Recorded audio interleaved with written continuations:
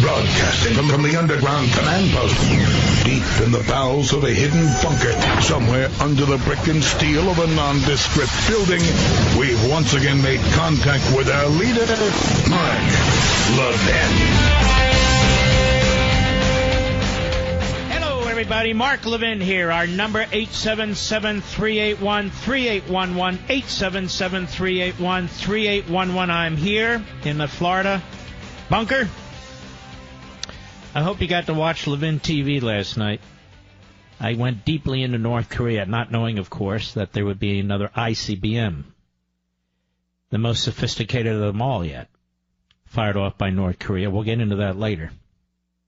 I've been watching the debate over the tax cuts like you have, and trying to figure out where to get the money from and how to grow the economy, and it gets more and more difficult, more and more complicated. They get more and more in the weeds.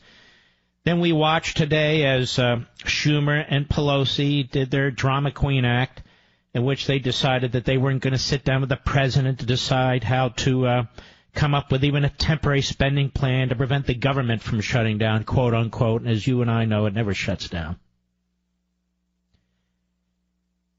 But in the future, it's going to get worse and worse, because problems are piling up that future politicians, future Congresses, and future presidents are going to be incapable of resolving. They're going to be incapable of resolving because the laws of economics, as I've said 1,000 times, will catch up with the laws of politics, and the laws of economics will win out.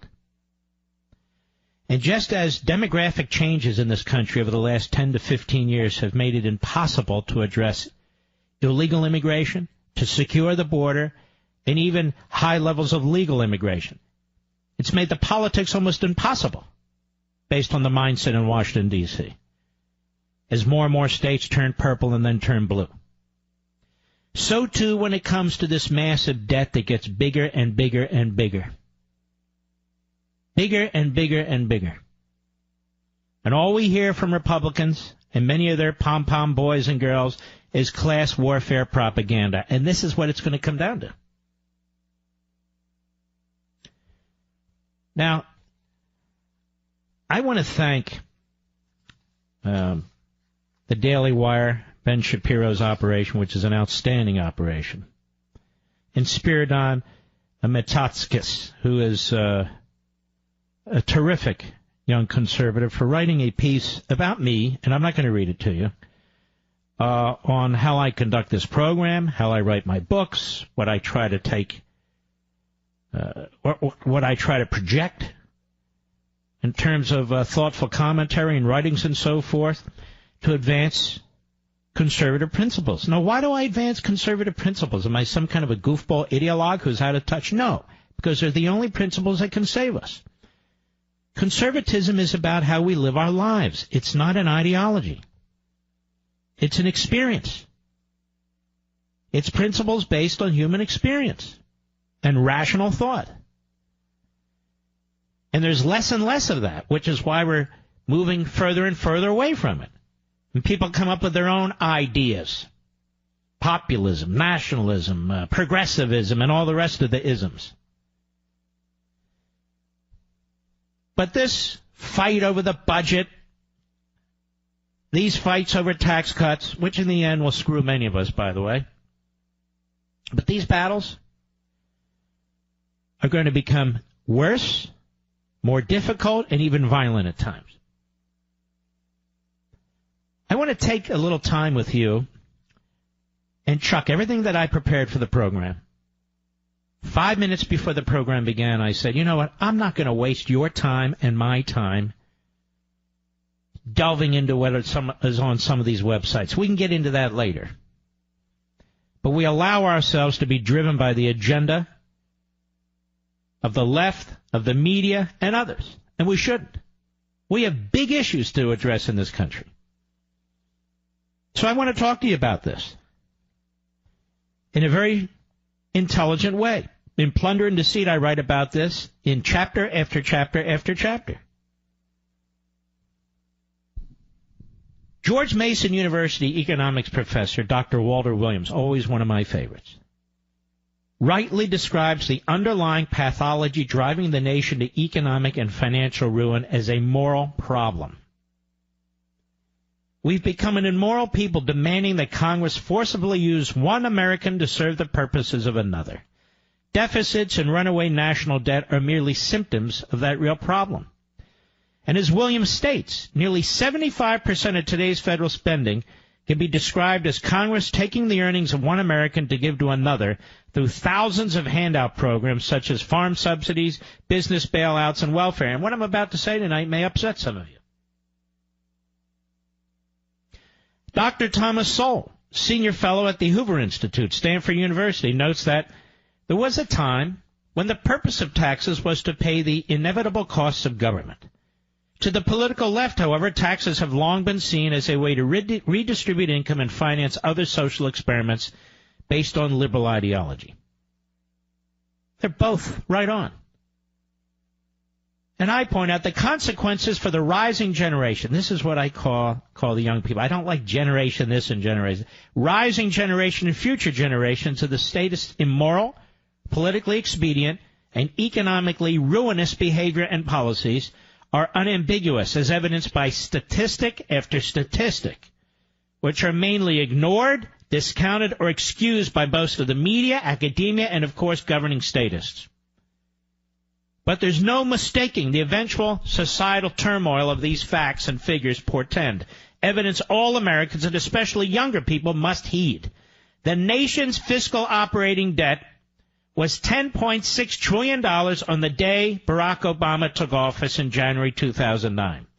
By the end of January 2012, the fiscal operating debt had increased 44.5% to $15.4 trillion. As of April 12, 2015, remember this book's a year and a half old, the fiscal operating debt was $18.152 trillion. It's actually now over $20 trillion. A 71% increase in less than 6.5 years. Each man, woman, and child in this country's share of the national debt has grown from $33,220 at the beginning of the Obama presidency to almost $57,000 2 years ago. To be sure, the debt habit began long before the Obama presidency, but it is now a full-blown addiction. During the Obama administration, government spending and borrowing have both skyrocketed. The financial bailouts and expanded social spending during the prior administration of George W. Bush contributed mightily to the federal government's debt. In fact, Bush is second only to Obama in the amount of debt in absolute dollars with which he burdened younger people and future generations. But with the addition of the massive Obamacare law and the other profligate spending programs, including some $800 billion for the American Recovery and Reinvestment Act of 2009, a so-called stimulus program, there's no denying that the past several years have created historic records for yearly deficits and overall debt, from which we have yet to cut ourselves. As C. Eugene Sterling of the Urban Institute explained, over decades we have wound a straitjacket policy around ourselves, especially in retirement, health, and taxation, budget areas where now dead or retired members of Congress inscribe permanent policies. Annual decision-making and regular review have been choked off, and future generations saddled with the tab or forced to raise the resources to meet these past promises. In 2014, the Congressional Budget Office released its annual long-term budget outlook. Now, that's 3 years ago. The document provides an extensive analysis of projected government spending, debt, and obligations. It reported that between 2009 and 2012, just 3 years, the federal government amassed the largest budget deficits relative to the size of the economy, that is the gross domestic product, since World War II. And what did it get us? These deficit levels were almost twice the percentage of the deficit at the end of 2008. Measured in dollars, the federal deficit in 2008 was nearly $500 billion. By 2012, the deficit, the yearly deficit, was $1.4 trillion. In 2014 alone, 3 years ago, the federal budget deficit was larger than the combined market capitalization of Apple Computers, ExxonMobil Corporation, and Microsoft, three of the world's largest corporations. Just the annual deficit. Now, economists discuss the budget deficit in terms of its percentage of GDP. For most of the 40-plus years before 1998, federal debt held by the public was on average 39% of the economy, GDP. But when the unprecedented deficits that began at the end of the Bush administration exploded at the beginning of the Obama administration and swelled further during the course of the Obama administration, the total amount of federal debt held by the public in 2014 rose to 74% of the GDP from 39%. Assuming the current laws remain in place, federal debt will reach 103% of the economy, of the GDP, by 2039, about 20 years from now. CBO's long-term projections do not incorporate the negative economic impacts that are projected to accompany the government's debt burden. When the economic impact is calculated, it is estimated that the debt burden will reach 111% of gross domestic product by 2039.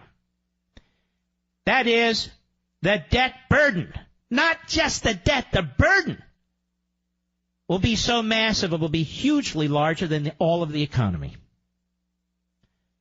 Moreover, debt would be on an upward path relative to the size of the economy, a trend that could not be sustained indefinitely. And this is when you have an eventual collapse of the civil society, as you see in Venezuela, as you saw in the Weimar Republic, pre-Third Reich. Increased public debt also means increased debt servicing costs, particularly when the Federal Reserve eventually discontinues its artificially low interest rate policy, which has been going on for a decade and 2 years, for 12 years.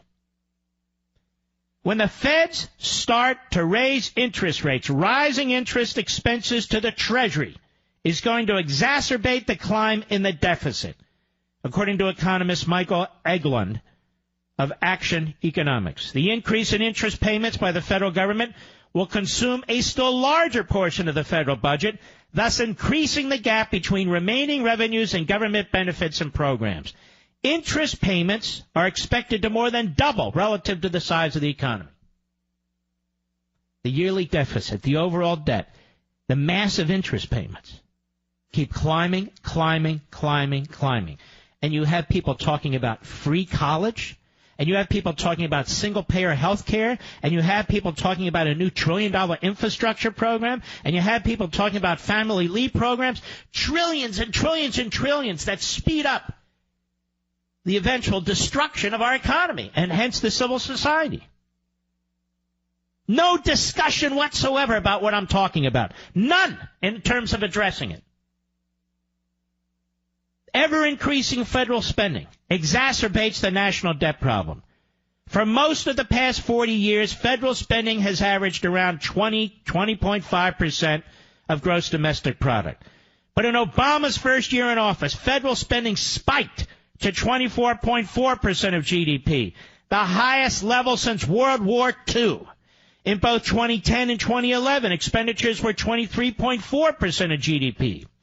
Even with sequestration cuts and follow-on budget deals, spending was 22% of GDP in 2012, nearly 21% of GDP in 2013. And let me remind you, folks, that the Republicans controlled the House of Representatives for nearly this entire period. And let me remind you, folks, that the Republicans controlled the Senate for the last 2 years of the Obama administration.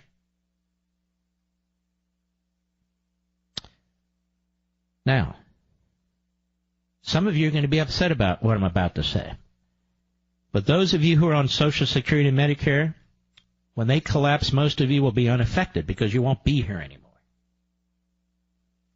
But there will be generations left who have to deal with this. There is not a plug nickel in either of the Social Security trust funds. It's all been removed and it has all been spent. The only thing that's in Social Security trust funds right now are IOUs. from the Treasury Department to the Social Security Administration. The same with Medicare. Social Security and the federal government's health care programs, Medicare, Medicaid, Children's Health Insurance Program, and subsidies related to Obamacare will double in relative costs over the next several decades. For the past 40 years, they've together consumed on average 7% of GDP, but they are expected to increase to 14% of the GDP by 2039. Social Security, Medicare, and Medicaid account for 60% of the government's non-interest expenditures in recent years, steadily growing as a share of annual federal expenditures. Now, I'm going to dig into this.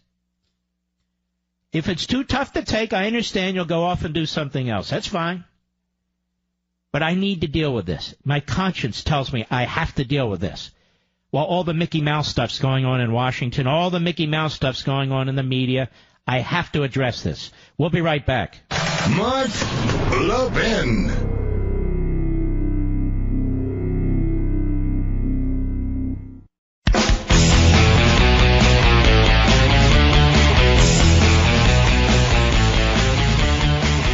All right, let's continue. Now you might say, gosh, you're throwing all these numbers at me, but you can look them up. Or you can go to the library and get my book and look them up. They're all out there. The point is, I'm trying to, I won't say inspire, but instigate some interest in this. So you're not stunned one day when all this smacks you in the face and all of a sudden the irrelevancy of the lightweight hosts all over the media, the stupidity of the members of Congress, and their utter uselessness, the grandiosity of this bureaucracy, this federal leviathan. I mean, I have people calling me on this program telling me the reason we have all these wonderful goods in the grocery stores is because of regulations and government, and people want lots and lots more of it. I know I'm a lone wolf. I know I'm the only voice. I can't help it, and I'm not done. We'll be back right after the bottom of the hour. I hope you'll stick with me.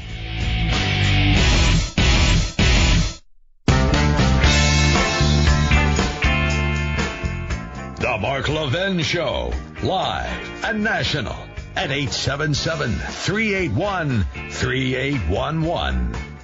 As a side point, this Luis Gutierrez, and good riddance to him, has decided he will not run. One day after he had made the announcement, or had prepared his papers to file for re-election, he reverses course in hours. Yes, I'm quite suspicious about that, given what's swirling around. No, I'm not making any specific accusations, but I suspect there's more to this than meets the eye. But in any case, good riddance and get lost. Now, the Democrats, just to give you an example, they have thrown the gauntlet down to the Republicans and the president that either they meet the demands of their constituents and their spending profligation, or they're going to shut down the government and blame it on Trump. They want more hurricane relief, especially for Puerto Rico. They want this DACA matter resolved in their favor. And they want an increase in the debt ceiling. Or they're not even sitting down and talking. They control nothing, and yet they control everything. Because we have about half a dozen Republicans who might as well be Democrats. McCain, Collins, Murkowski, Corker, so forth, so on. And they don't put the country first. They're caught up in their own politics. And that's what I'm trying to point out to you. So let us continue. In 1970, social programs accounted for 32% of total federal expenditures. Social programs grew to 44% of federal expenditures in 1980 and 1990, 54% in 2000. They were promoted as safety net programs for the protection of the poor, elderly, and vulnerable. But in each case, the programs have snowballed and have become unsustainable. CBO expects their spending percentages to continue increasing indefinitely. Although this topic will be addressed, and I address it more fully later in the book, suffice it to say that the Social Security benefit cost explosion has been predicted for decades. There are currently 58 million people receiving Social Security benefits. By 2024, 6 short years, that 58 million will grow to 77 million. By 2039, a little over 20 years, there will be 103 million eligible beneficiaries. Average benefits are on the rise, as is the number of people qualified to receive benefits. Over the next 10 years, there will be a 38% increase in the number of people over 65 years of age and entitled to receive Social Security benefits. By 2039, there will be an 82% increase in the number of those who are over 65 years of age. Increases will be caused in significant part by the influx of retirees and beneficiaries and the outstretched benefits promised by these programs, particularly with the huge expansion of federal health care spending. Over the next 10 years alone, the percentage of people reaching retirement age will grow from the current 14% to 21%.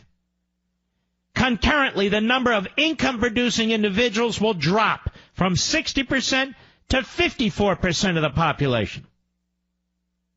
That trend to continue as life expectancy increases. That means there will be fewer taxpayers available to pay the freight, a crushing burden imposed on younger people and future generations. This is the future. And if there wasn't already a brilliant book written with the title Future Shock, that's what I would call this. It's Future Shock. Although this will be it merits mention here.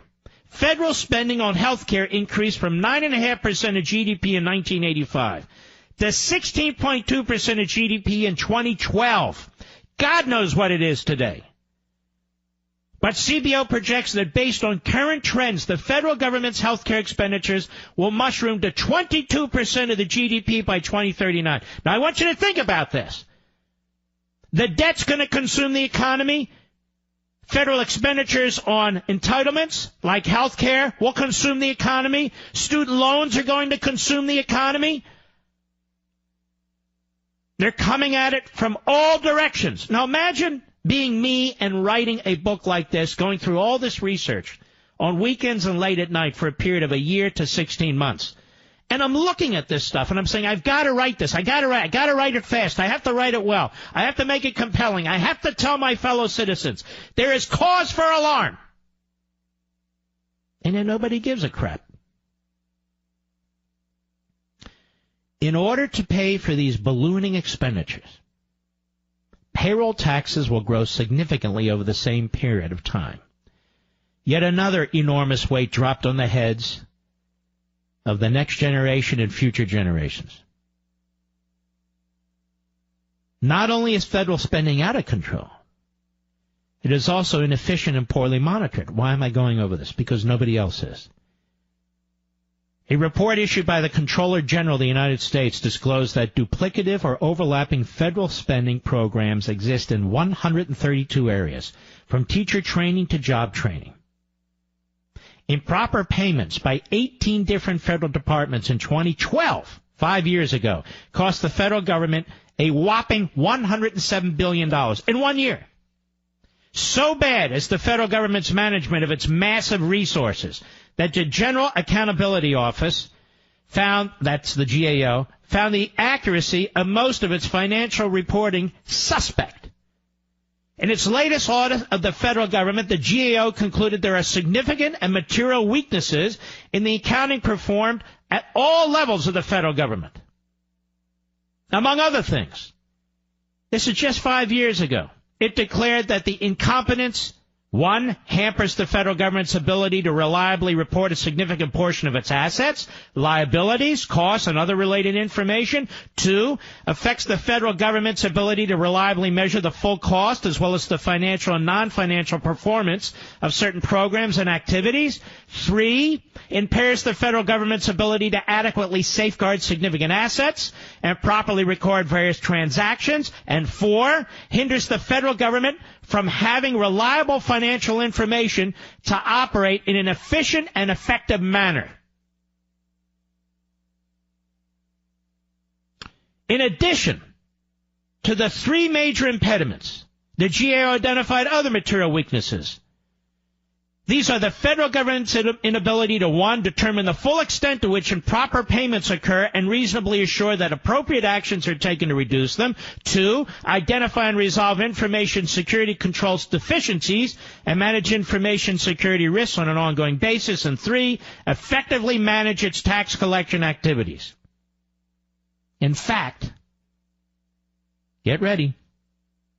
Even the GAO and CBO underestimate the true nature of the economic and financial calamity facing this nation.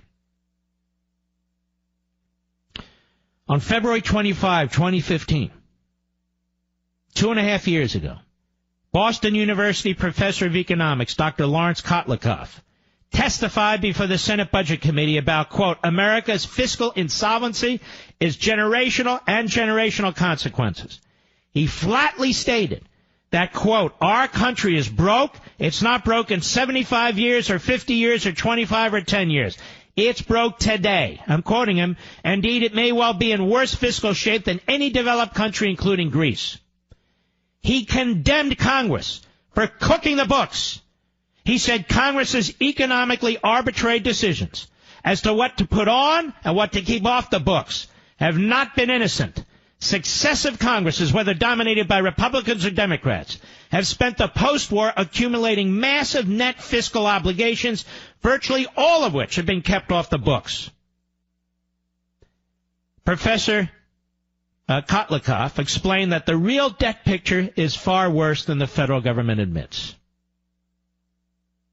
I quote, the U.S. fiscal gap currently stands at $210 trillion. Remember now, he said this in 2015. The size of the U.S. fiscal gap, $220 trillion, is massive. He said it's 16 times larger than official U.S. debt numbers, which indicates precisely how useless official debt is for understanding our nation's true fiscal position, he said. In 2013, the fiscal gap stood at $205 trillion. In 2014, it was $210 trillion. So the country's true, he said, 2014 deficit, the increase in its fiscal gap was $5 trillion. It goes up $5 to $7 trillion a year. Not the $483 billion increase in official debt reported by the CBO in one-year deficit spending. The professor concluded what should be obvious to all of us. He said U.S. post-war generational policy is accurately characterized as take-as-you-go. Over the decades, Republican and Democratic Congress's administrations have taken ever larger amounts of resources from young workers and transferred them to old retirees. And by the way, those of you who may be quote-unquote old retirees, same thing happened to you. Same thing was done to you. The resources taken from the young and given to the old were called in the main taxes. And the young were effectively told, don't worry, we're all calling these resources taxes, but when you're old, you'll receive massive transfer payments that more than make up for what you are paying now. Thus, there is a colossal transfer of wealth not yet created. This is me now. By younger people in future generations to the governing generation and generations since past, which will doom America's children and grandchildren if left unabated. If left unabated. The nation's increasing debt burden will wreak havoc on the economy in very specific ways. Higher interest rates, slower economic growth, weaker job markets, higher taxes, and higher inflation rates. The CBO notes that the enormous amount of government securities required to finance debt crowd out investments by individuals and businesses in the private marketplace, including in manufacturing, research, infrastructure, and small and large business opportunities. And because wages are determined mainly by workers' productivity, the reduction in investment would reduce wages as well, lessening people's incentive to work. And in order to compete for investments, both government and private borrowers will face higher interest rates. And while those rising rates will encourage individuals to save, the offsetting growth in interest costs will increase the cost of borrowing, further driving up the cost of debt, like the purchase of homes, the purchase of automobiles, capital used for R&D, and on and on and on. Now, do you want me to go on? I can go on at great length. When confronted with this debt debacle, and it is a debacle, the statists, which are Republicans and Democrats, their usual and deceitful bromide is a demagogic appeal to income redistribution. You hear it by Republicans today, people in the administration, leaders of the Republican Party in the House and Senate. That is to demand higher taxes on the rich or a more progressive income tax where everyone pays their fair share, quote unquote. The fact is that if the federal government confiscated every single penny produced by the private economy for the next decade, assuming a yearly average GDP of $20 trillion, and today it's about $18 trillion, 17.6, give or take, in the 11th year of taking every penny out of the economy, the aggregate national debt will still amount to trillions of dollars. It is a lie to say raising taxes on the rich or more progressive income tax will resolve anything. It'll resolve nothing. It'll simply speed up the end. The federal government's own statistics, as analyzed by the Nonpartisan Tax Policy Center, belie the class warfare redistribution agitprop. In the 2014 tax year, 3 years ago, the top 20% of earners paid 84% of individual federal income taxes.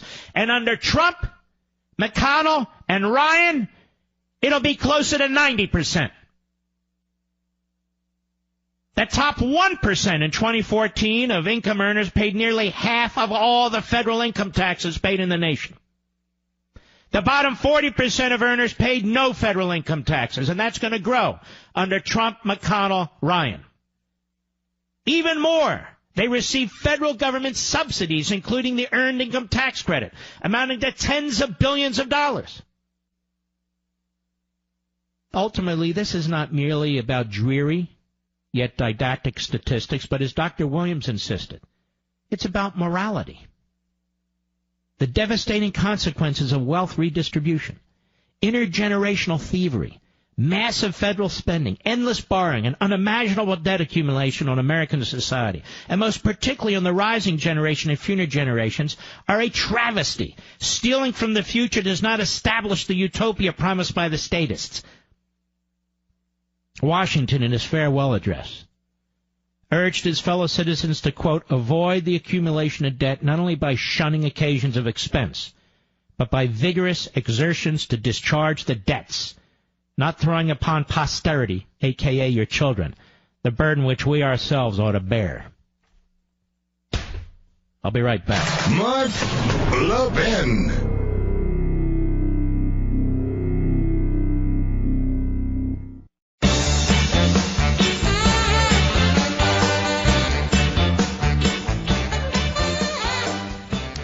Have you ever had Mrs. Fields cookies?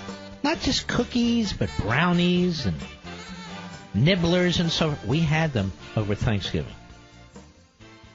A huge hit. They're unbelievable. They're better than ever. They're all handmade. If you're like me, your favorite part of going to the mall as a kid was stopping by Mrs. Fields. You remember that? It'll probably be your favorite part of going holiday shopping this year, too. Something about that first soft bite of the perfect chocolate chip cookie just makes you feel like a kid again. This holiday season, you can give your friends and family that same feeling of pure joy, the holiday gift arrangement from Mrs. Fields. Mrs. Fields cookies have been around for 40 years. Everyone knows and loves them.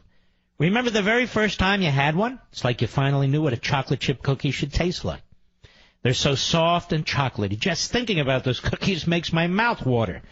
And Mrs. Fields' cookies are freshly baked. They are handmade. They're ready to enjoy right out of the box. so everyone can have what they've always wanted right now. So here's an exclusive deal for you, my beloved audience.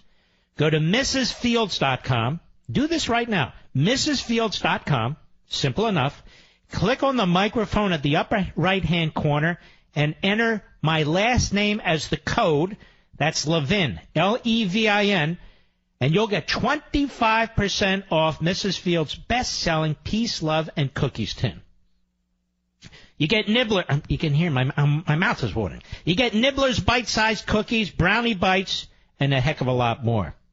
So click on the microphone, enter promo code Levin, Levin, at mrsfields.com. mrsfields.com. Click the microphone, enter code Levin, and get the perfect holiday gift for 25% off. mrsfields.com, promo code Levin. I am telling you, they were a hit. Big, big hit, especially with me as I was consuming them. Now, we have a little problem with people who call themselves supply-siders. They only look at one side of the ledger. I just told you about the massive spending, the massive debt, the massive entitlements, the massive interest on the debt. And they think tax cuts will work our way out of this.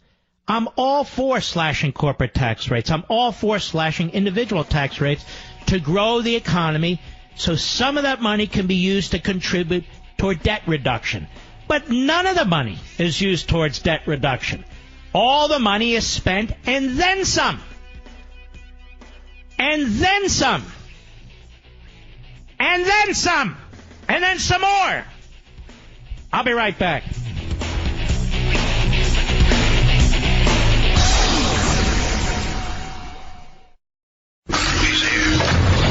He's here. Now, broadcasting from the underground command post, deep in the bowels of a hidden bunker, somewhere under the brick and steel of a nondescript building, we've once again made contact with our leader, Mark Levin. Hello, everybody. Mark Levin here. Our number, 877-381-3811, 877-381-3811. I know this stuff is negative, but it is what it is. So the question is this, ladies and gentlemen. The question is this. Using sober thought, and you in this audience, you have sober thinking. You're not bamboozled. Nobody can dumb anything down to you. Why did we do this to ourselves? Why do we do this to ourselves? And I try to figure this out. Again, I am not hawking plunder and deceit. It's just that I write these books and I've done so much research and so much thinking behind them. You know, they reflect my ideas. Here's the question. Can we simultaneously love our children but betray their generation and generations yet born? Is that not what we're doing? I know, it's upsetting, isn't it? Among the least acknowledged facts of American modernity is the extent to which parents, acting in their familial capacity, naturally and tenaciously, guard their young children from threat and peril, to the point of risking their own physical and economic security in extreme cases. However, as part of the political and governing community, that is the ruling generation, as I call it, many of these same parents, wittingly and unwittingly, join with other parents in tolerating, if not enthusiastically championing, disadvantageous and even grievous public policies that jeopardize not only their children's future, but the welfare of successive generations. To be clear, not all parental decisions are impactful or consequential in the lives of children. Obviously, not all decisions are equal. In fact, the most attentive and nurturing parents are not and cannot be conscious of every decision they make, inasmuch as the totality of such decisions is likely incalculable, even on a weekly or monthly basis. And in the healthiest families, the most considered parental decisions based on seemingly prudential judgments can and do produce unintended consequences. And of course, the same can be said of decisions about public policy and governing in a relatively well-functioning community. However, there are accepted norms of behavior, a moral order, born of experience and knowledge, instinct and faith, teaching and reason, and love and passion, that provide definition for and boundaries between right and wrong, good and evil, fairness and injustice, that are applicable to families and societies alike. So a harmony of virtuous interests, informed by tried and true traditions, customs, values, and institutions, and cultivated within families and the larger community, preserves and improves the human condition, one individual at a time, one generation to the next. Broadly speaking, this is the civil society.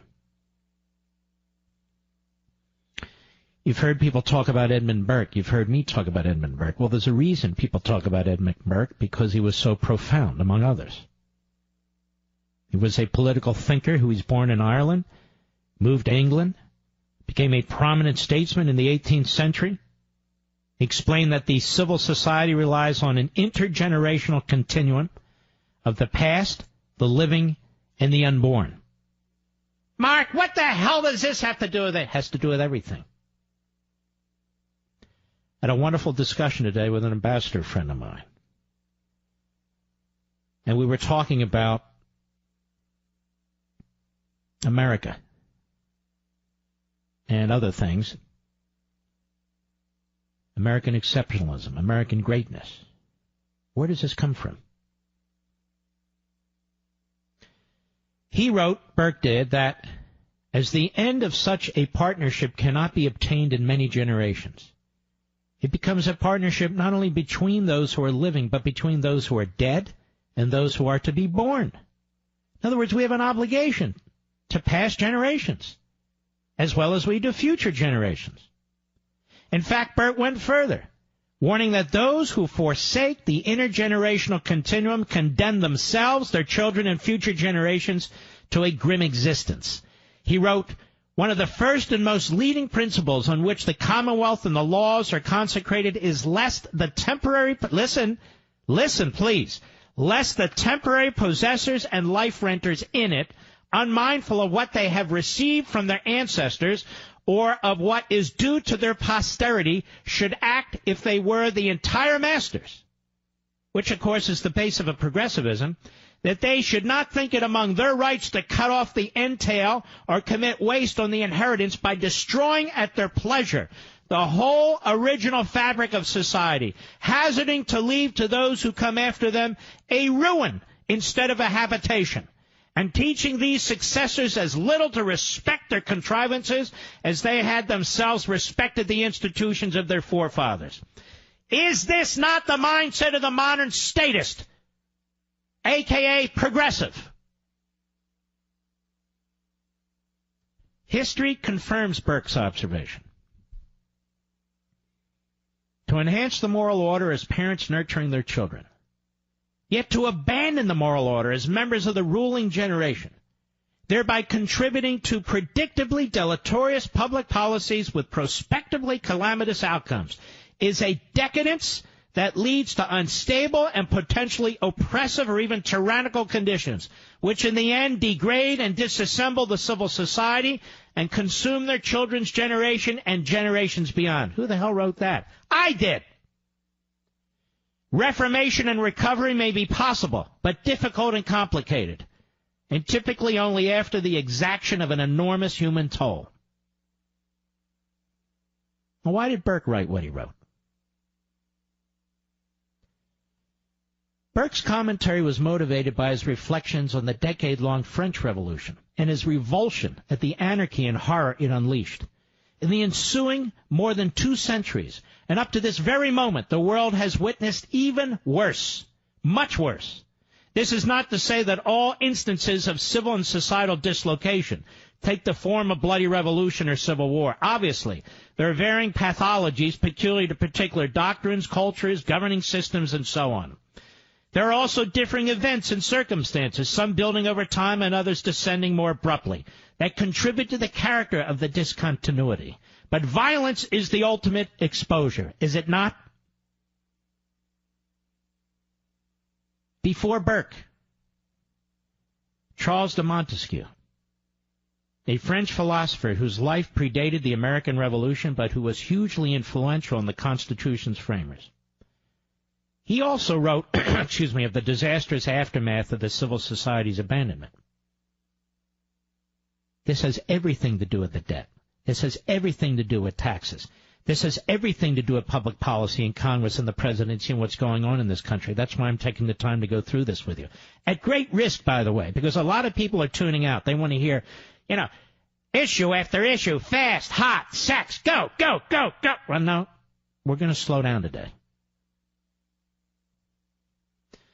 Montesquieu explained, and this is famous, when that virtue ceases, ambition enters those hearts that can admit it, and avarice enters them all. Desires change their objects. That which one used to love, one loves no longer. One was free under the laws, one wants to be free against them. Each citizen is like a slave who has escaped from his master's house. What was a maxim is now called severity. What was a rule is now called constraint. What was vigilance is now called fear. Their frugality, not the desire to possess, is avarice. Formerly, the goods of individuals made up the public treasury. The public treasury has now become the patrimony of individuals. The republic is a cast-off husk, and its strength is no more than the power of a few citizens and the license of all. In modern America, the unraveling of the civil society had been subtly persistent, but it is now intensifying. Evidence of rising utopian statism, the allure of political demagogues and self-appointed masterminds, peddling abstractions and fantasies in pursuit of non-existent paradisiacal society, and the concomitant accretion of governmental power in an increasingly authoritarian and centralized federal leviathan abounds. The ruling generation's governing policies are already forecast to diminish the quality of life of future generations. But that doesn't stop us, does it? Among other things, witness the massive welfare and entitlement state, which is concurrently expanding and imploding, and the brazen abandonment of constitutional firewalls and governing limitations. If not appropriately and expeditiously ameliorated, the effects will be dire, and the ruling generation knows it. And there's statistics that demonstrated. There was, in August 2014, a Wall Street Journal, NBC poll, and others that I won't bother you with. That is the ruling generation. We know what we're doing, but we do it anyway. It is past time, and therefore imperative, that we, the ruling generation, acquaint ourselves with James Madison's uncomplicated and cautionary insight, written to bolster the proposed Constitution's ratification at the state conventions. In Federalist 51, Madison explained the essential balance between the civil society and governmental restraint. Here's what he wrote. But what is government itself but the greatest of all reflections of human nature? If men were angels, no government would be necessary. If angels were to govern men, neither external nor internal controls on government would be necessary. In framing a government which is to be administered by men over men, the great difficulty lies in this. You must first enable the government to control the governed, and in the next place oblige it to control itself. So why do so many loving parents, as part of the ruling generation, abandon the civil society for the growing tyranny of a voracious central government that steals their children's future, thus condemning their children and unborn generations to a dangerously precarious and unstable environment, despite a large majority acknowledging the national decline for which they blame politicians? I think there's a number of possibilities. Are you interested in hearing them? Mr. Producer, are you interested in hearing them, or should I move along? Mr. Producer's interested, and that's good enough for me. When I come back, there will be more. We'll be right back. Mark Levin.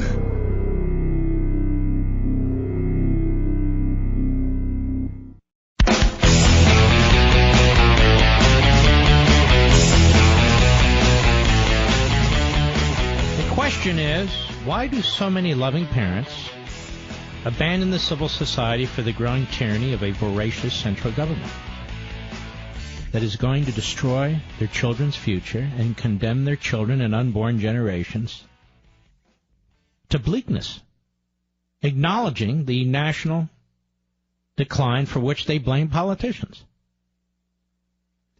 There's a number of possibilities. For example, language itself can contribute to the problem.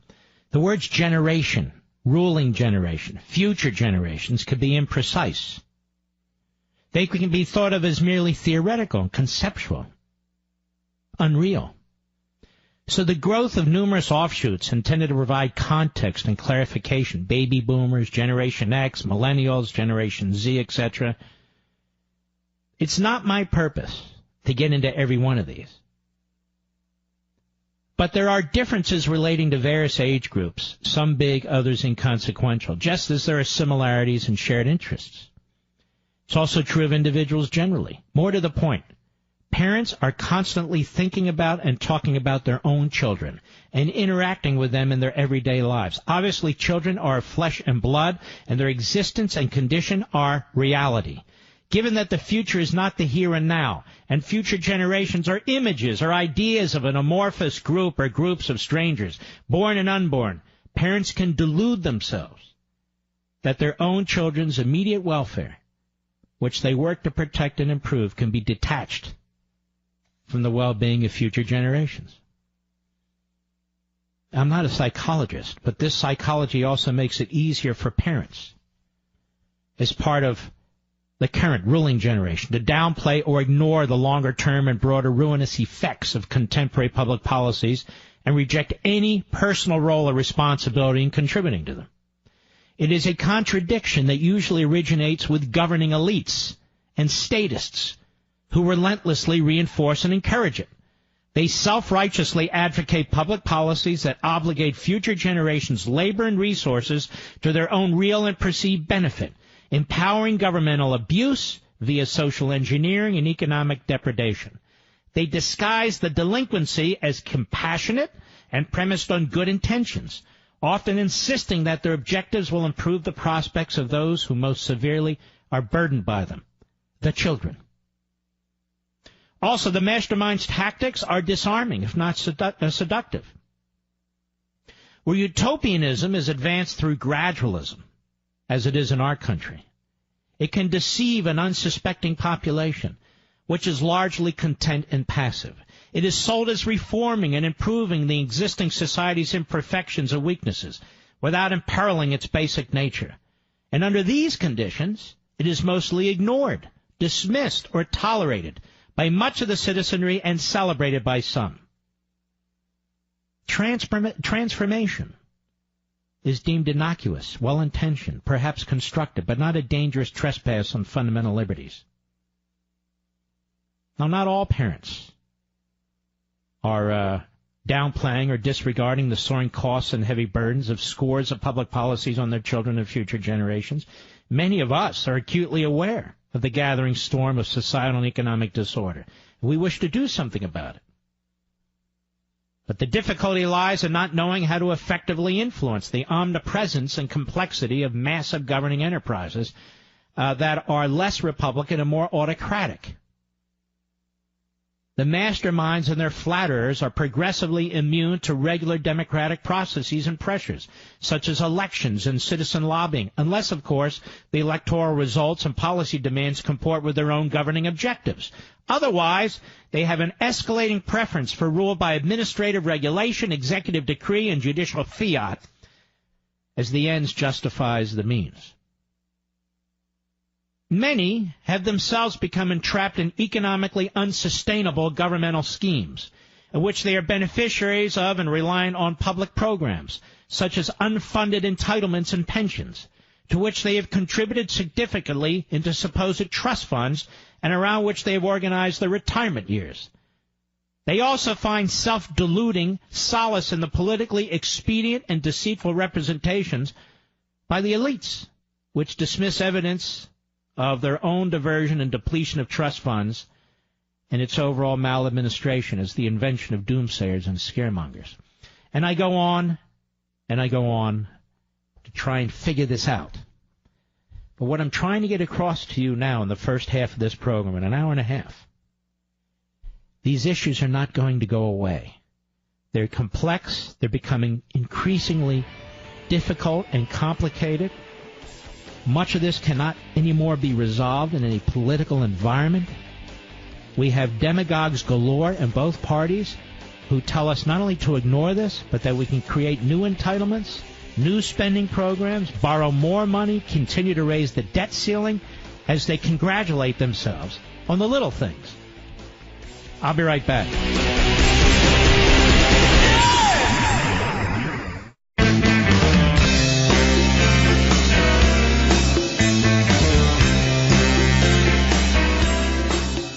The liberals and the Republicans don't like him, but America does. You can call Mark Levin at 877-381-3811. You know, the downside of having an older car that you love, things start to go wrong. And they tend to snowball. Well, for me, there's an upside. I got extended vehicle service protection from CarShield for our 2010 model, yes, Camaro. First year it came out. I don't worry about big repair bills anymore. Getting covered by CarShield is just a great idea. It's affordable protection that can save you thousands of dollars for a covered repair. You know, a new fuel pump costs over $500, and replacing a water pump's over $1,000.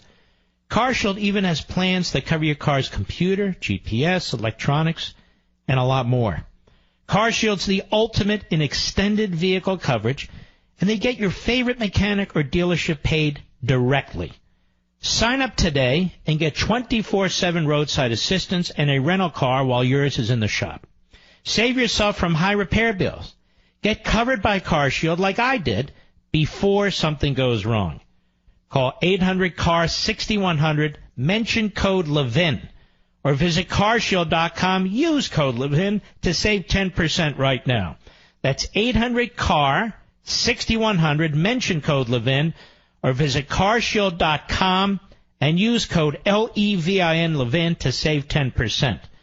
A deductible may apply. What a wonderful, wonderful warranty. A wonderful service. I've got it on our Camaro.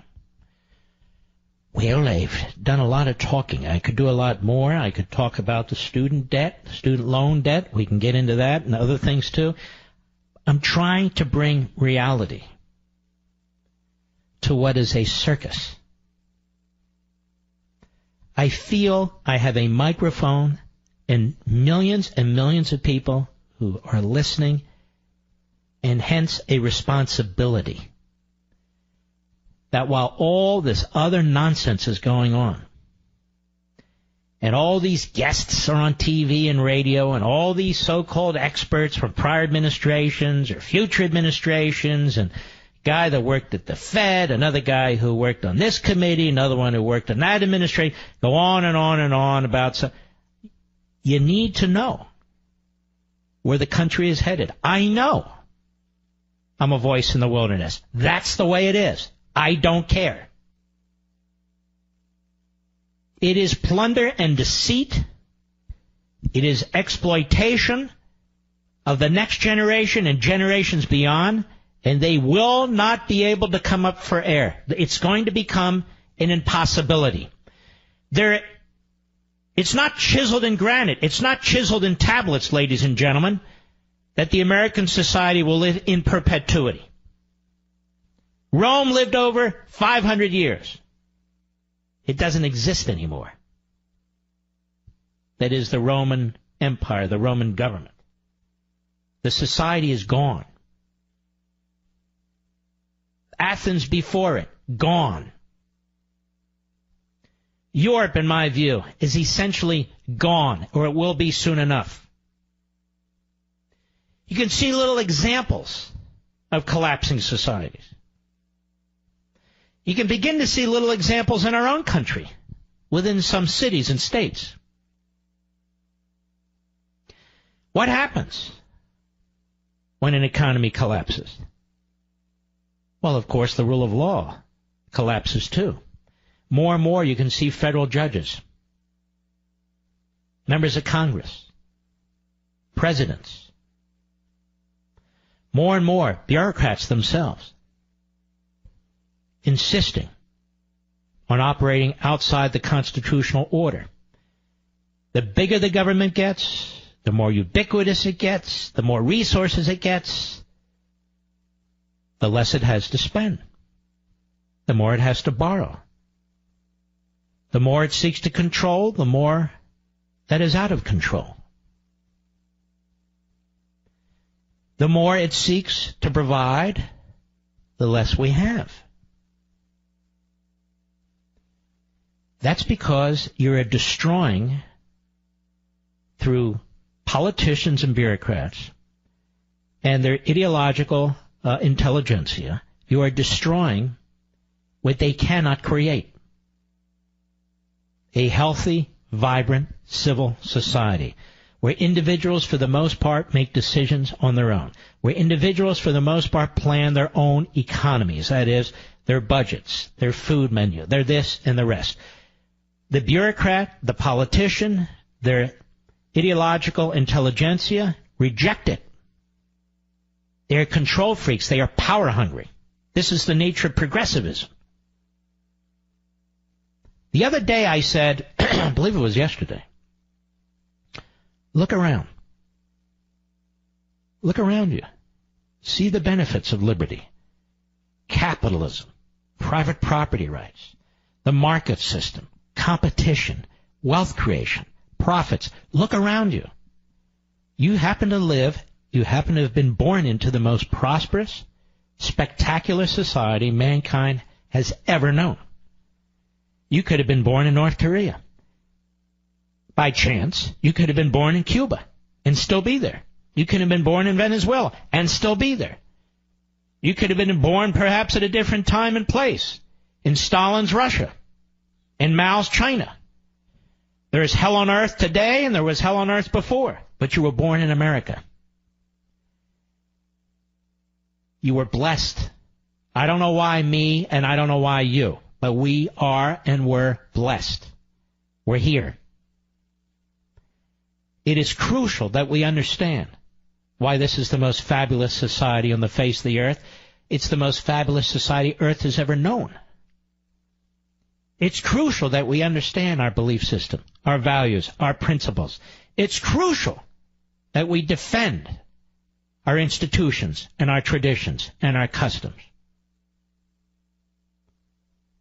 It is crucial that we not become beholden to this federal leviathan, the politicians who run it and the bureaucrats who manage it. Or we will be bought. And we will cease to join the chorus of people, a shrinking chorus of people, who are trying to inform our fellow citizens of the dangers that lie ahead, and not that far ahead. And not that far ahead. This is why I condemn what the Democrat Party has become. Do you know, when you look at people like presidents like Grover Cleveland, the Democrat Party was a fairly conservative party. I'm talking about post-slavery. The Democrat Party was a fairly conservative party. Pro-capitalism, pro-private property rights, and so forth. But it's like the movie The Alien, which I never saw, but I saw commercials for it, or movies like that, or The Body Snatchers. The early populists, or the People's Party as they called it in the 1870s, were devoured by the progressives. The progressives then devoured the Democratic Party. And by the way, they devoured the Republican Party too. But there were still elements, significant elements within the Republican Party that resisted it, and still do. That's how you get a Theodore Roosevelt, one of the leading, most aggressive progressives, and a Republican, and Calvin Coolidge. Just a few decades later, who rejected progressivism completely and utterly.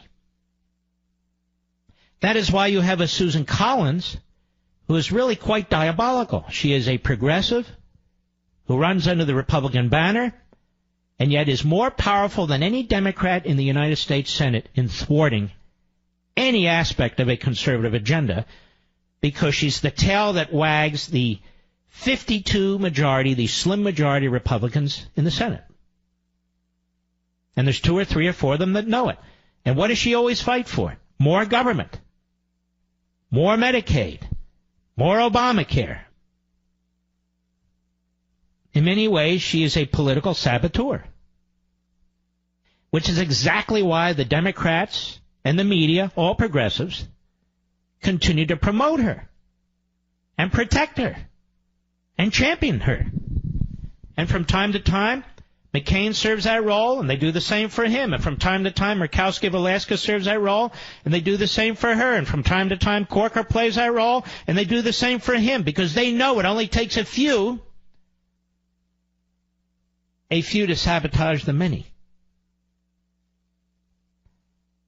And yet, ironically, the vast majority of what the Republicans are doing in the House and the Senate have nothing to do with conservatism or American constitutionalism or our founding principles or our values and belief systems, even though they are aggressively defended by their surrogates, including in conservative and pseudo-conservative media. Barack Obama wasn't the only one who drove up the debt. He had partners in that, the Republicans.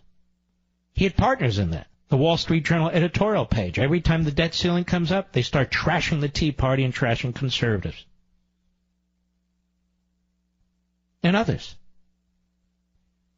And others who are creating a fate that is bleak and dire and impoverished. They don't even believe half the things they write or say. They can't possibly. They can't possibly. So what happens when you have an economic calamity is you have a societal calamity. The rule of law is replaced with the non-rule of the jungle. You have perfect examples of it today. Perfect examples of it. In places like Venezuela. And yet we read that Bernie Sanders is getting ready to run for president again. Bernie Sanders used to applaud Venezuela. He used to applaud Chavez. Now he points to Scandinavia. Scandinavia? I have no prejudice whatsoever, people who live in Scandinavia, but they're really quite irrelevant when it comes to the world scene. Aren't they? No offense. We're Americans. We're special. Our system is exceptional. It's unique. John Locke was very, very important to the American Revolution. He was cited over and over and over again. He was the most widely read philosopher by the colonists, and they were widely read. His second treatise on government. And I've written about this, that not everybody buys the books or reads John Locke, so I comment about it on radio. That's why I love these multiple media platforms. And he wrote much about the civil society, the whole notion of unalienable rights, God-given natural law, and so forth and so on. While many have written about it, Locke was primarily important to the founders. How do we know? They told us that. That's how we know. These ideas of God-given unalienable rights, the right to life, liberty, and the pursuit of happiness. We didn't get those from Nancy Pelosi or John Conyers or Mitch McConnell or Chuck Schumer. We didn't get those from Republicans or Democrats or whatever. We exist outside the party structure. We exist outside our own governing structure. When you get a chance, reread the Declaration of Independence, which the progressives trash all the time. Wilson trashed it. Other intellectuals, progressive intellectuals at the time, trashed it. Theodore Roosevelt trashed it. Coolidge came to its defense. Obama trashed it by rewriting it, if you will. Reagan promoted it.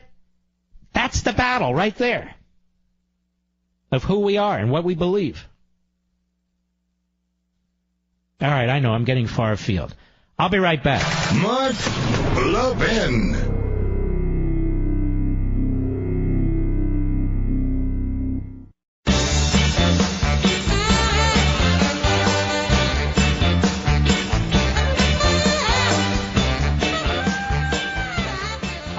ENCO froze. And I don't even know what an ENCO is. But all the little engineer techie types, they know what it is. All right. You know, Uber disclosed a breach of 57 million passengers and drivers' records. Hackers accessed personal information like names and driver license numbers of the drivers and names, email addresses, phone numbers of passengers, on and on and on. You know, though this breach was just recently announced, this personal information, it was actually stolen over a year ago. If you're only monitoring your credit, your identity can still be stolen in ways you may not detect.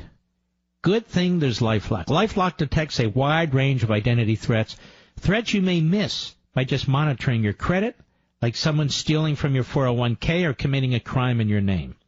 And if there's a problem, a U.S.-based identity restoration specialist will work to fix it. No one can prevent all identity theft or monitor all transactions at all businesses, but LifeLock can help you see more threats to your identity. Go to LifeLock.com, or call 1-800-LifeLock, 1-800-LifeLock. Use promo code Levin, that's Levin, for 10% off your LifeLock membership. Visit LifeLock.com and save 10% right now. Carrie, San Francisco, California, the great KSFO. Go. Hi there. Hello. Hi. How are you? Good. How are you? I'm doing well. Thanks for taking my call. You got it. So I wanted to see if you were aware, if your millennial listeners like myself are aware, that the most destructive Ponzi scheme in their life probably isn't Social Security, but it's actually the direct federal student lending program.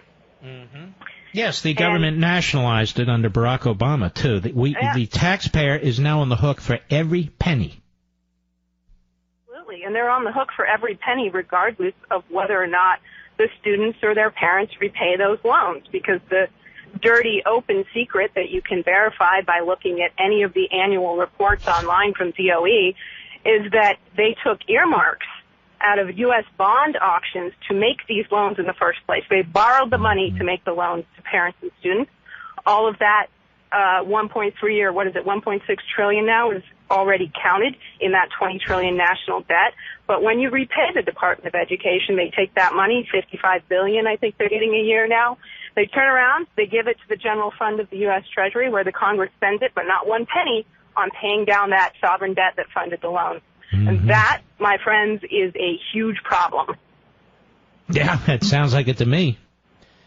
By the way, I'm going to send you a book called Plunder and Deceit that I was talking about earlier, and I have a whole section on exactly what you're talking about. Well, it was you reading that section that inspired me to call, so thank you. So don't hang up, Carrie, okay? Now tell me, how old are you? I'm 31. And most people your age aren't even giving this a second thought, are they? Well, you know, it's such a problem. It's a problem for me. School debt's a problem for me. It's a problem for my generation. I think more and more people are becoming educated as to, you know, the policy mistakes that cause the price to skyrocket, allow the price to stay high, and are just disingenuous. You know, vote for Bernie Sanders. Are you insane? You know, I mean. And yet many do. I'm sorry? And yet many do. They do, and they don't realize that, you know, this policy of direct federal student lending that was supposed to, quote-unquote, make college affordable, et cetera, was passed by rider to Obamacare, not a single Republican vote. And what did it do? You know, it's only been in place since, you know, when was the ACA passed? And what have the Republicans done about it? Well, they're going to come clean up behind and take advantage of it. You know, they're going to cut my interest tax deduction to nothing. But, you know, and they're going to get in these disingenuous arguments about whether or not the federal government profits from student loans. Well, the current Congress profits from them. I don't know about my generation when we can't pay this $20 trillion and counting. What Carrie is saying, and what I wrote about in Plunder and Deceit, too, is this is newfound money, quote-unquote, for Congress to spend. Right, Carrie? That's exactly what it is. Gotta run. Excellent call. Don't hang up. We'll get you a book. I'll be right back.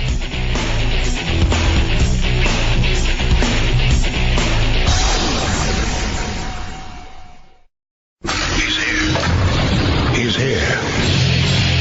Now, broadcasting Broadcasting from the underground command post, deep in the bowels of a hidden bunker, somewhere under the brick and steel of a nondescript building, we've once again made contact with our leader, Mark Levin.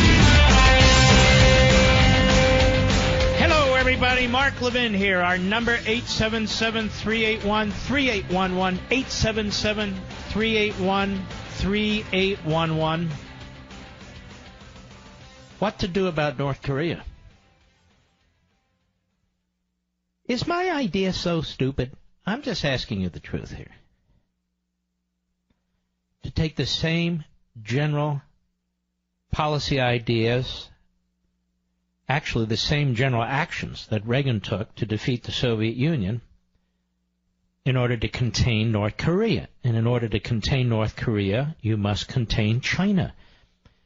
The president went to Southeast Asia. He visited a number of countries in the Pacific Rim. He visited the Philippines. He visited Japan. He visited Vietnam. He visited China. Maybe there's another country in there, but that's all I can remember. And they went to this big event, and apparently he and this Mao Zedong wannabe, Xi, hit it off. Got along great.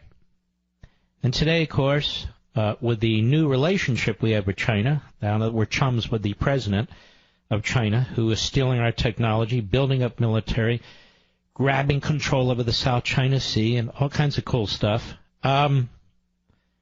There's North Korea firing its most dangerous weapon yet. An ICBM that's in the air, what did I read, for 50 minutes or so? Is that right? And again, it's shot towards Japan, one of our closest allies. Japan, which has no nukes. And South Korea, which was denuked by us as a way of trying to appease North Korea from becoming a nuclear power. It didn't work. So, just to reiterate, those of you who listen every day, 3 hours at a time, I really, really appreciate it. But there are other people who come and go in a program like this, and I just want to reiterate. What I believe should be done is that we strongly encourage South Korea to take back the equivalent of 100 nuclear warheads, which we removed from South Korea during the George H.W. Bush administration. That's number one. Number two, we should strongly encourage Japan to nuke up. Japan is a responsible government.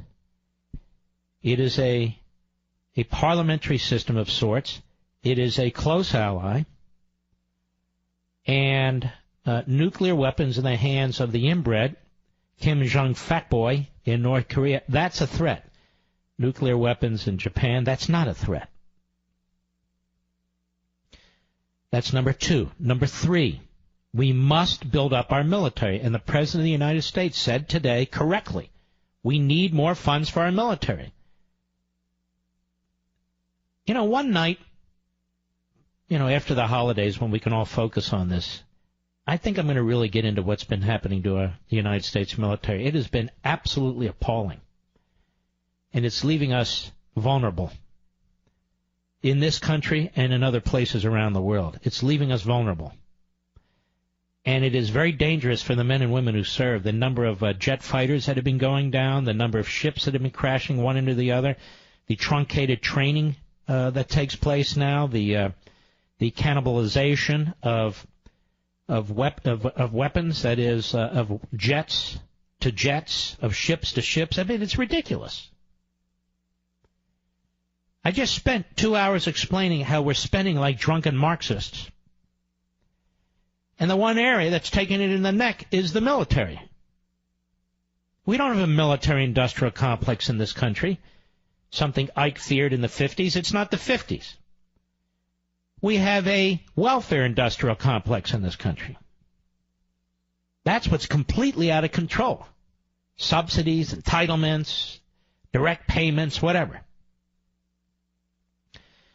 So number one, I mentioned South Korea, nukes. Number two, Japan, yes, nukes. Number 3, we should have a permanent carrier fleet in the South China Sea, and we should announce it. They can build their pretend little islands and militarize them. There's no way we can stop that now, because Barack Obama did not confront it in any effective way, or any ineffective way, just didn't confront it. We can now say, we're not building temporary islands in international waters, but our fleet, a carrier fleet, will remain there permanently. And the jet fighters and the sailors that go with it, and the accompanying ships that go with it. That's what we say. So we neutralize them in the South China Sea. Number 4, as I've been talking about now for a very long time, we punish the Chinese banks. You know, the Chinese currency, the Chinese financial system is teetering. And the reason it's teetering is it's not real, it's pretend. The government decides the value of the currency. Our currency, the dollar, floats on the open market throughout the world, for all you globalists out there. Yes, yes. And so it has a value, it floats, and the value is determined by the market. That is the strength of the dollar as perceived by other countries and as used against other currencies. That's not the case with China. That's not the case with the Chinese currency. The Chinese banks rely on our banks because our currency is legitimate. We can severely damage the Chinese economy anytime we choose, through its financial system, through its banks.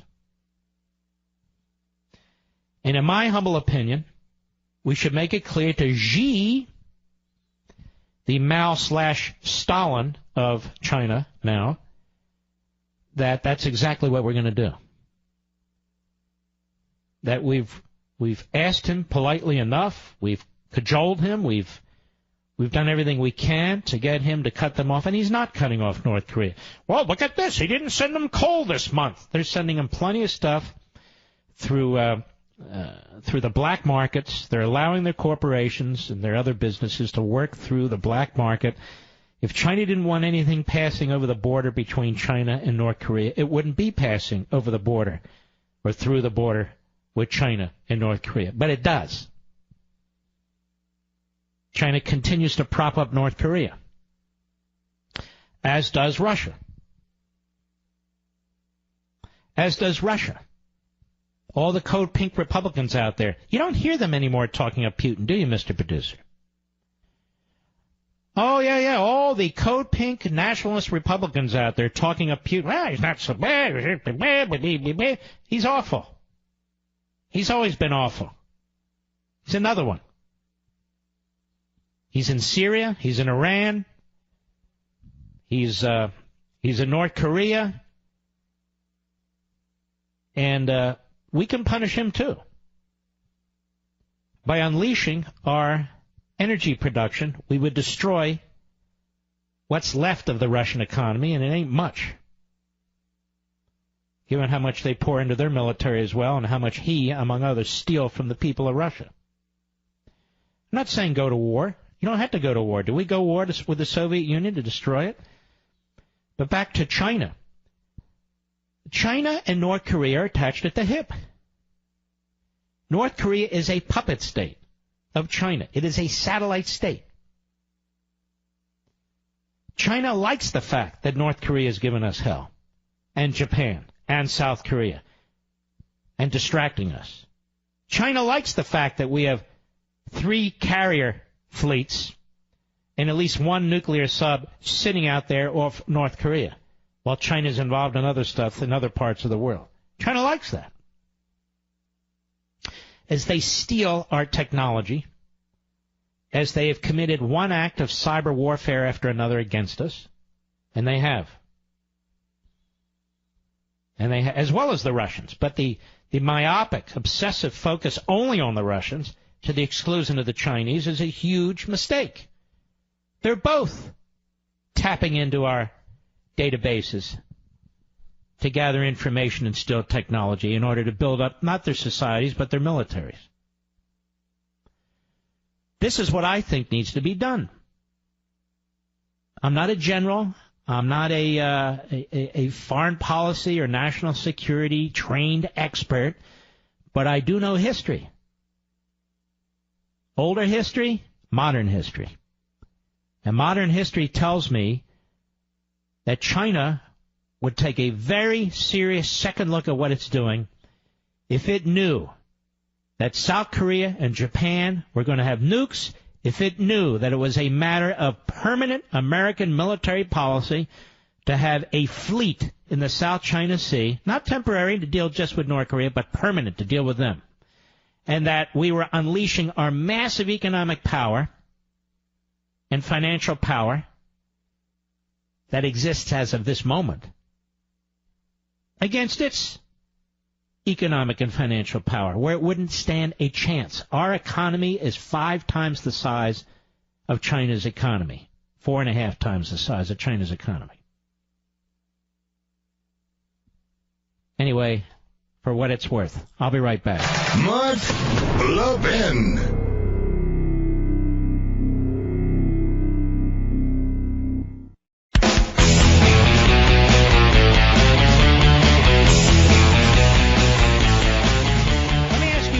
Question.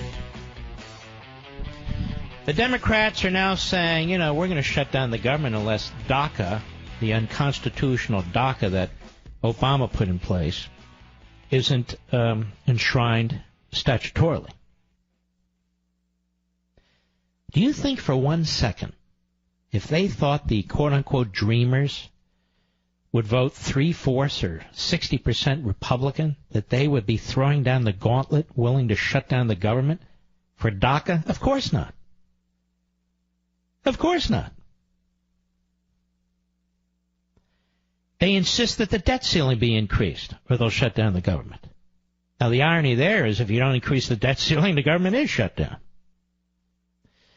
But they insist on increasing the debt ceiling. Why? Because, ladies and gentlemen, you have a political party built on redistribution of wealth and balkanization. And there it is. The Democrat Party has created nations within our nation. Nations within our nation. They've created these ethnic, religious, sexual, however you want to define them, you know what they are. Nations, if you will, or groupings within the nation. Having balkanized the nation, having disunited the nation, they now use their positions in government to accommodate or appeal to or appease these various groups or nations within the nation. So DACA is crucial to them. Lifting the debt ceiling, that's the heart and soul of what they do. Borrow and spend. And they must borrow and spend. They must redistribute wealth. They must reward their supporters and punish their opponents. Hurricane relief, they say. We need more money for hurricane relief. We are spending tens of billions of dollars on hurricane relief. They would shut down the entire government if they could for hurricane relief. No, there's a reason they do what they do, and it's not about humanity. It's not about country. It's about them, their power hungry, the maintenance of power, the attainment of power. Power. People say follow the money. That's fine. Follow the power. That's the bottom line. The Democrat Party has been devoured by this radical leftist European mindset. There's almost nothing in terms of American principles. There's almost nothing in the character of the leadership of the Democrat Party that connects with American principles and American history, which is also one of the reasons they trash it so frequently, as does their base, which is also one of the reasons why Bernie Sanders is so popular. There's no connection either there. Bernie Sanders talks about Scandinavia more than he'll ever talk about America's founding. He'll talk about Scandinavia more than he'll ever talk about capitalism and private property rights and individualism and all those things. Look to Scandinavia. And even when he points to Scandinavia, he lies about it. Scandinavia is not only on the decline, it's been on the decline. Among the highest rates of alcoholism, among the highest rates of suicide. And frankly, what do these little countries contribute to society overall? Not a hell of a lot. Why would you switch the American system, the American mindset, for the Scandinavian system and mindset? What the hell? Kind of creepy. So the Democrats will fight like hell for what they want, and the Republicans won't. Because there are saboteurs. They're ideological saboteurs who are more concerned with their own legacies, the case of McCain as an example, or more concerned about their own the way they're approached by media, like Susan Collins, I guess is how I'd put it. They have their own agendas, and so they're very well prepared to destroy what's been campaigned on, break promises, refuse to advance a rational, conservative agenda. And this is why they're feted. This is why they're celebrated. As independent, don't you know? You don't have any independent Democrats, and they're not celebrated as independents. If they go off the reservation, they're attacked. Let's go to Jeff, Reno, Nevada, the great KDWN, KDWN, home of my buddy Rick Harrison, who I haven't heard from lately, over there. A great show, this Pawn Stars show. I'm really hooked on it, always have been, as well as a few others there on the History Channel. Go ahead, please. Yeah, Mark, really glad I got through. Long-time listener. I just wanted to add to what you said about China and Japan. So I think one thing we can encourage Japan to do is redo Article 5 of their Constitution, basically allowing them to be an offensive military and build up their military with offensive capabilities, which would put pressure on China. In addition to that... All right, slow down a second. I've looked at this. Japan already has the authority, the legal authority, to build nuclear weapons. Are you aware of that? Yes, sir. Yes, sir. And I agree with that.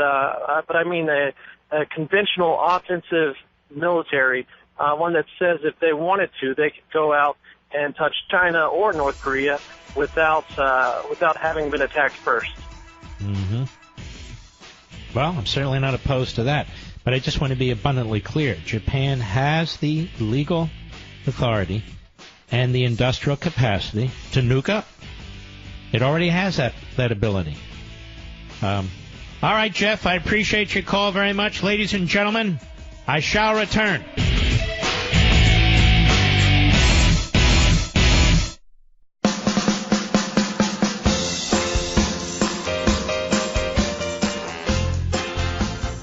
Blasting conservative fire.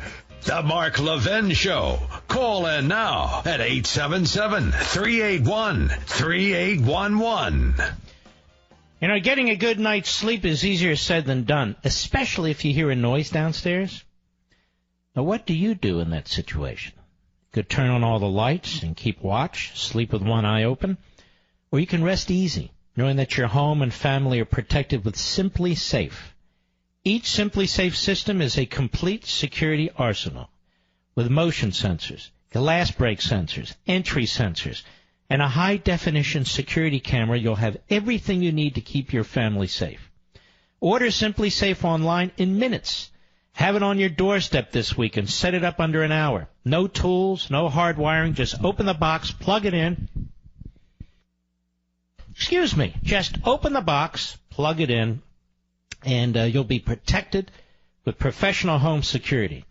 With Simply Safe, there are no contracts, no hidden fees, the best technologically advanced system you can imagine, no wires, and 24/7 professional monitoring is just $14.99 a month. Get Simply Safe and get some rest. Here's what you do.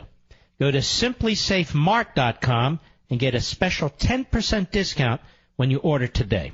That's simplysafemark.com for 10% off your order. Simplysafemark.com. Well, Tom in Fairfax, Virginia, the great WMAL. Go. How you doing, Mark? Okay. Go right ahead. Well, I'm a first-time caller, but a long-time listener. And out here in the great Commonwealth of Virginia, it's a state that's going blue, if not already is, right? And I live in Northern Virginia. That's correct. And at work and among, the soccer parents and such, we have debates about, hey, what do we do with, the debt, national debt? And I say, look, we need to start pulling back. I said, because we can't keep financing the rest of the world vis-a-vis free meals in schools. And we see it at the county, state, and the federal level. And they say, well, that's not compassionate. And so I get stumped because how do you say, look, I'm trying to look out for all of us who are tax-paying citizens and here legally without sounding like a complete jerk and this, inhumane individual.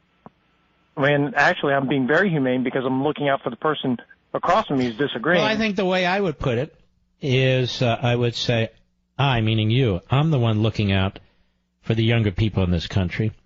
I'm the one addressing over $200 trillion in unfunded liabilities.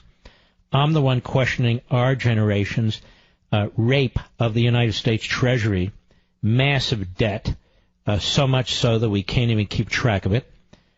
I, meaning you, I'm the one concerned about how future generations are going to pay for entitlements. I'm the one who's concerned about decisions being made today by parent-teachers associations and organizations and school boards and teachers' unions and principals and other administrators that are destroying the viability of the school system for decades to come. I'm the one who's concerned about property taxes going so high that people, particularly elderly people, lose their homes. I am the one, meaning you, I am the one who's compassionate, who cares about my fellow man and so forth.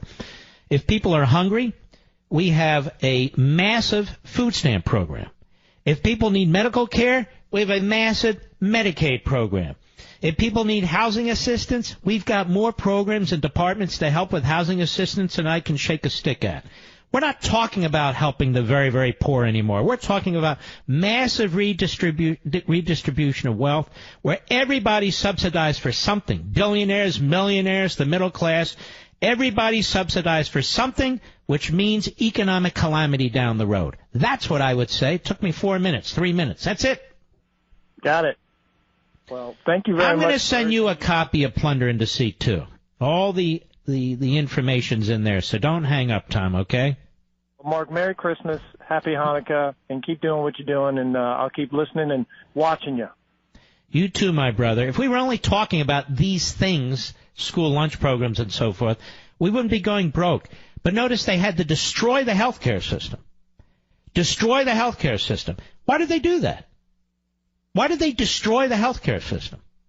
Because it's about power. They want to force us all into a system that they control and organize because they are social engineers. They believe in radical egalitarianism. This is a very dangerous ideology that we're dealing with. Thank you for your call, my friend. Let us see. Donald in Boise, Idaho, Sirius Satellite. Go, please. Hey, how you doing? Good.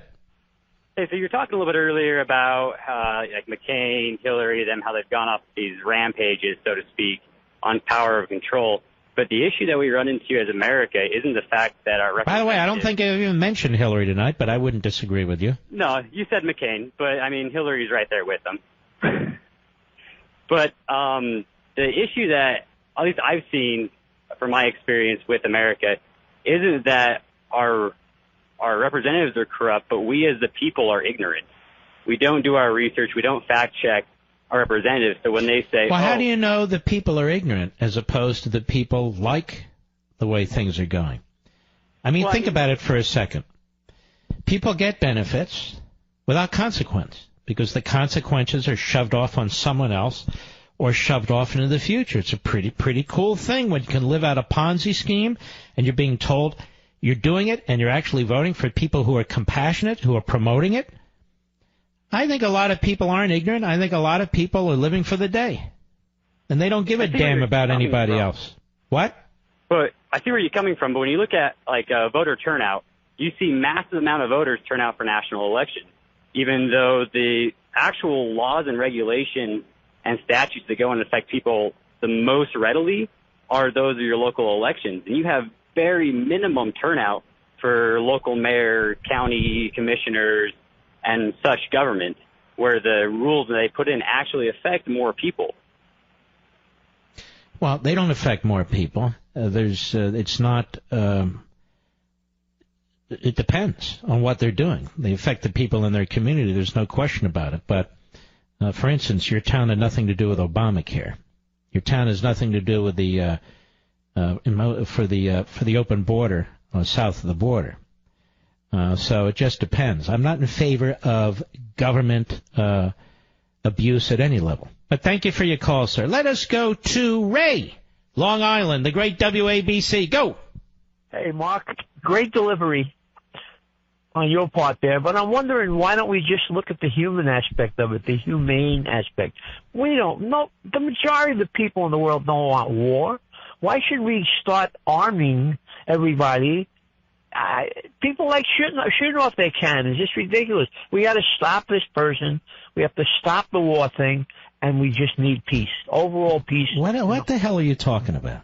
What the hell am I talking about? What war thing are you talking about? Stop the war thing. Yes, war is money, wealth, aggression, and repression. No, sir. This may come as a shock to you, but war is not about money and aggression when you're dealing with very, very dangerous foes like North Korea. The problem is you don't know much about history.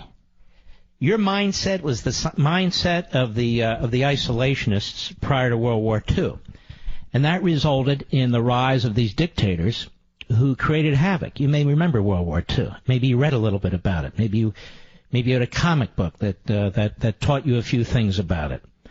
That doesn't mean you're a radical interventionist and you get involved in every conflict that's taking place on every part of the world.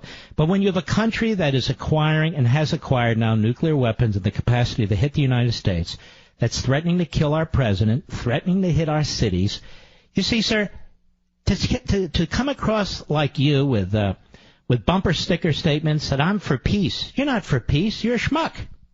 Anything. They're just shooting off their cannons because... They're not just shooting off their cannons, you idiot. Those are intercontinental ballistic missiles. And if you have a nuclear warhead on them, it can blow New York City off the face of the earth. Now, you might think that you're for peace. You're not for peace. You're an idiot. We're dealing with a real country with real nuclear weapons that can hit real cities. You got it? Now get off my phone, you idiot. And I'm sick of people like this. Here we have a guy in North Korea who is threatening us. And this guy's blind to it. It's America's fault because we're filled with profiteers. Profiteers for what? It's incredible to me. Hey, don't you want to support peace? Of course I support peace. This is all about peace and humanity. The reason I get angry about this, ladies and gentlemen, is here we are confronting evil, an enemy, right in our face, who's threatened to kill the President of the United States, threatens to hit Guam, threatens to hit the continental United States. Reminds me of the idiots driving around with their stickers that say, coexist. Coexist. Wow. I want to coexist, you want to coexist, but there's some people out there who don't want to coexist. There we are. Mark. Hey, you're for warmongers, you're just for money, and Mark. Got to deal with a schmuck like that. Unfortunately, the country's filled with them. They're called Bernie Sanders supporters. Greg, Lorton, Virginia, the great WMAL. How are you, sir? Hello, Mark. How are you tonight? Fine, thank you. Okay, I just, I can't believe that last idiot, I'm almost speechless, but what I wanted to say is that something I noticed when I was raising my son back in the late 90s is that they wanted to stop keeping score of the T-ball game because they didn't want anybody to lose. And I really think that, that's part of the mentality of our country, where it's like, oh no, just try hard and then that's okay. And you know what? That's not okay. You either win or you lose. And if you don't put forth the effort to win, then you don't get anything. I actually think, as you tee this up, I actually think it's even worse than what we've been saying over the past several years. This is actually, it's not that everybody wins. To me now, as I'm listening to you and as I think about all this, it's about promoting at a very young age this notion of radical egalitarianism. That's what it is. It's not a conspiracy or anything. It's a mentality. It's a mindset. You can't have people who are successful at sports, even at that level and that age, successful at business. You hear the Republicans talking about it. We're going to get the rich here. If you're in a blue state and you're rich, you're going to pay more taxes. It's like, excuse me? Excuse me? And you're making these arguments? Anyway, go ahead, Greg. And I've made the decision that because of the way our government is going, I know two things. I know that my health care is on me. I have to stay healthy. And there's no help coming, ever. And then the next thing is, I am so concerned about eventually our personal property rights being violated, where the government is going to come knock on my door and tell me I have to give up my property. And just remember, a desperate government does desperate things. And that's why you want to limit the size of the government, limit the reach of the government, it's why the framers limited the role of the government and divided it in different parts and so forth and so on. And much of that's been reversed. We have a very centralized, powerful government. The states have to live at its behest now. Individuals have to live at its behest in many respects. We can't pick the kind of health care plan we want outside of, look at the options we have, outside of the options the government gives us. I mean, that's why it becomes a very, very dangerous thing. There are ways to let off steam in a society that a centralized government destroys. For instance, mobility, competition, different states with different histories, people who go to different states because they like the states in terms of what kind of laws they have or laws they don't have, or the business climate, or whether they have the death penalty or don't have the death penalty, on and on and on. And more of those things, that is the variety, the diversity among states, being destroyed. And so when the government makes a decision, it affects everybody. And there's no way out. The government makes a decision, you will live under the decision of the government. There's no escaping it. And so those little areas where you could let off steam in a free society like ours was, at least more so than it is now, it's still free, just not as free as it ought to be, those things are destroyed. And so what happens is, every decision the federal government makes, we all sit on the edge of our chairs, to the extent we know what decisions they're making, to find out what they are, how it'll affect our lives, how many more bureaucrats are involved, how many more pieces of paper we have to file, whether or not we can own a gun here, whether or not we can do that over there. And if we are not complying with it, more and more of these laws and so forth, we're not suffocated by them, then we are considered kind of oddballs or radicals or part of a militia or whatever it is. And this continues to get worse and worse and worse, and then it reaches a peak. And that's my great concern. A very valid concern, because I'm there. I mean, I'm flat out scared. I'm fearful. And the problem is that my generation was not educated properly in the ways of the Constitution. Greg, I spoke too much. Mr. Producer is shouting, you got to get out, you got to get out. Call again tomorrow. I apologize. We'll be right back. Mark Levin.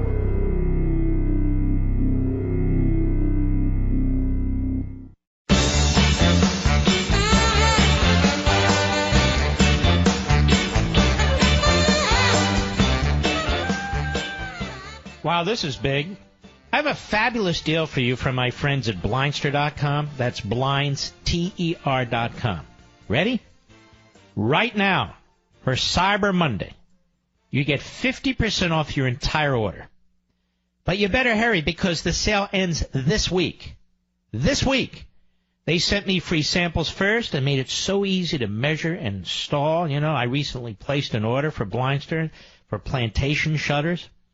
I just love the way Kyle Cox runs his family business. It's customer service at its best. Kyle exemplifies the American dream, starting the entire online blinds industry with just $5,000, and now selling on average a custom blind every 60 seconds. Kyle shows you how to measure and install, so you don't have to throw your money away by hiring a so-called pro. Plus, if your blinds don't fit, even if you goofed up, Kyle will remake the blinds and the sizes you need for free. You only pay shipping. Don't miss this 50% off deal. 50%. Enter promo code MARK at checkout. That's Blindster.com for quality custom-made window treatments of every kind. BlindsTER.com, promo code MARK. Again, Blindster.com, promo code MARK. It's Tuesday. I really don't want you to miss out on this. Jump into it now. You can get 50% off your entire order, and the prices are already quite good. By the way, a federal district judge ruled as I anticipated, because this particular judge follows the law. The president, of course, has the constitutional authority to appoint the acting director of the Consumer Financial Protection Bureau. Remember that discussion where the outgoing leftist kook, who's now running for governor of Ohio, the Democrat, said, no, he gets to do that. The president can't do that. Also, very quickly, here's Cokie Roberts on ABC's This Week Sunday. Go. The fact that people are willing to be public can change things. I mean, we all talked about for years. A little bit at a time. You know, don't get in the elevator with him. You know, and every female in the press corps knew that, right? Don't get in the elevator with him. And by the way, the him is who, Mr. Producer? John Conyers. But Joe Scarborough didn't have any problem with the iconic John Conyers. Apparently he got in the elevator with him all the time. Ladies and gentlemen, we salute our armed forces, police officers, firefighters, and emergency personnel. I'll see you right here on the radio tomorrow.